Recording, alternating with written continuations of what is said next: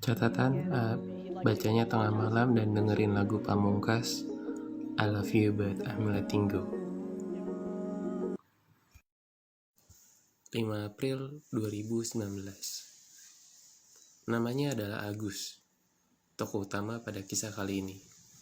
Dia sering merasa mirip dengan Agus Ringo, walaupun secara fisik lebih mirip mendekati Agus Timlo.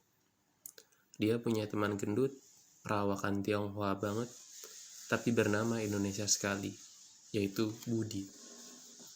Hal ini dikarenakan karena ibunya yang memang keturunan Cina asli menikah dengan bapaknya yang keturunan Garut asli. Karena gendut dan Cina, Budi sering sekali disebut Budiho, plesetan dari Boboho.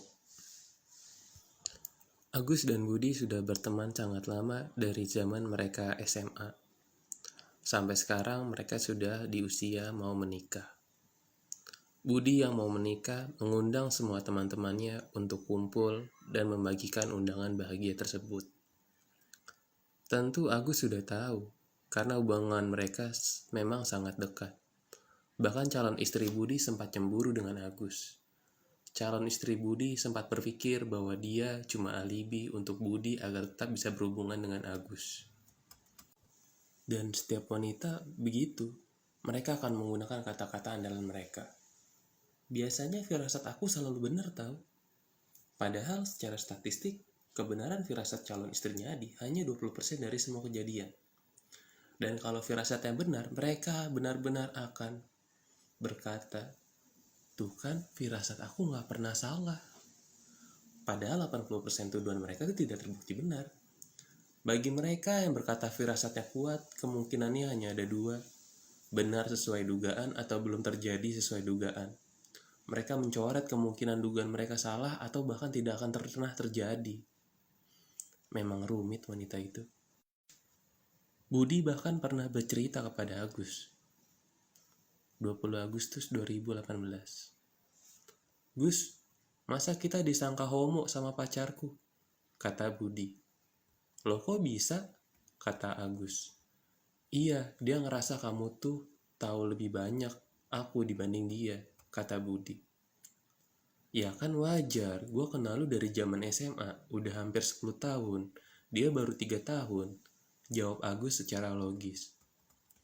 Tapi dihitung PDKT udah 4 tahun jadinya Gus. Pembelaan Budi yang berusaha logis.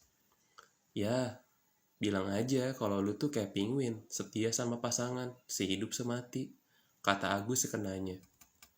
Udah gue bilang gitu Gus, tapi lu mau tahu nggak dia nunjukin apa?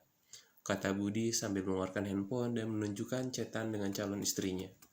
Apaan? Kata Agus penasaran. Dia nunjukin bahwa penguin adalah hewan yang kasus homoseksualnya terbanyak, jawab Budi. Anjir kok bisa? Penguin homo? Tanya Agus penasaran. Ye, sekarang lu tahu nggak bedanya penguin jantan sama penguin betina? Tanya Budi.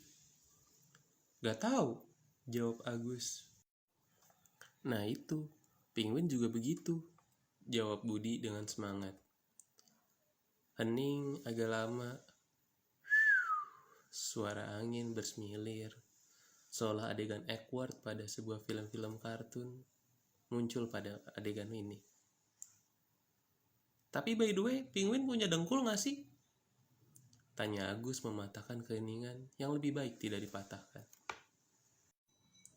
5 April 2019 kembali kepada adegan Agus dan Budi yang berkumpul dengan teman-temannya. Mereka melakukan kopi-kopi cantik atau mungkin ganteng. Karena mereka cowok semua ya kan. Semuanya berkumpul bercerita masa-masa SMA. Bahwa dulu mereka sempat mengerjai Budi dengan bilang bahwa Anissa suka dengan dia. 20 Juni 2012. Hal ini membuat Budi menjadi GR. Budi sempat meragukan bahwa Anissa bisa suka dengan dia.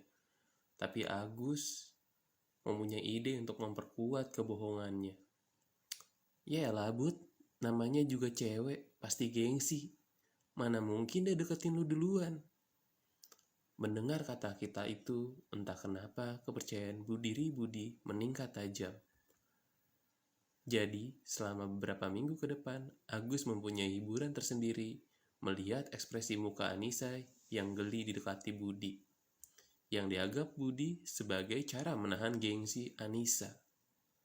Sampai akhirnya Budi menembak dan ditolak mentah-mentah dengan perkataan, "Najis lu." Lai lai lai lai lai lai, panggil aku si Jablay.